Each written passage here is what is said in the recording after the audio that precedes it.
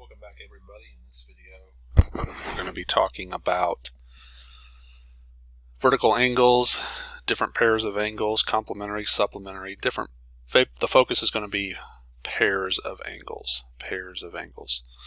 So in this example, we're going to point out vertical angles. Vertical angles are completely opposite to each other in adjoining lines, and they have the same measure. So in this example, we actually have three pairs of vertical angles. Notice FKE here, and also HKI. They're vertical angles. Angle FKG and angle IKJ, those are also vertical angles. Our last pair here, GKH, EKJ, also a pair of vertical angles. Let's look at this next example. Solving for Z, notice we have a pair of vertical angles here. And these two angles, the fact that they are equal in measure says we can set both expressions equal to each other. The 5Z plus 8, set that equal to 4Z plus 20. And we'll solve for Z. Minus 4Z, minus 4Z, and that gives us 1Z plus 8 equal to 20. And then one more step is take away the 8 from both sides. And notice the variable Z is now equal to 12. We solve for Z, we find it equal to 12. So whenever you have vertical angles and you have expressions equal to each other, set the expressions equal because of vertical angles, solve the equation, and that will find your unknown. This question says, what's the value of angle LQK?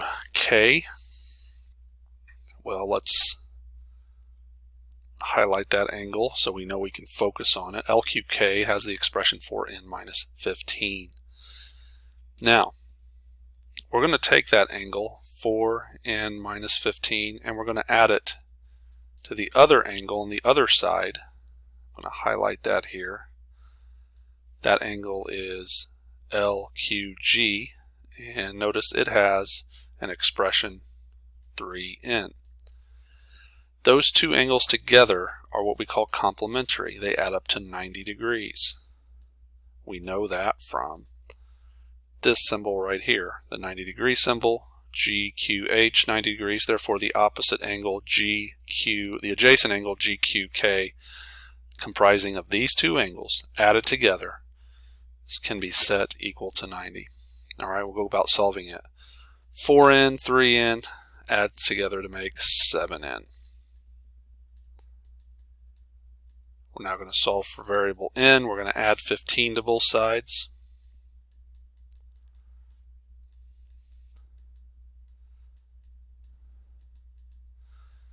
(90 plus 15, 105). And then we are going to divide both sides of this equation by 7.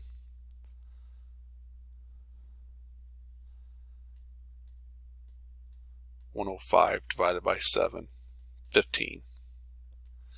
Now that solves for n. That doesn't answer the question. We need to take this as 15 here, and we will substitute it in for the quantity 4n minus 15. Do that right here underneath. 4 times n minus 15. 4 times 15 is 60. 60 subtract 15, we're left with 45. 45 degrees.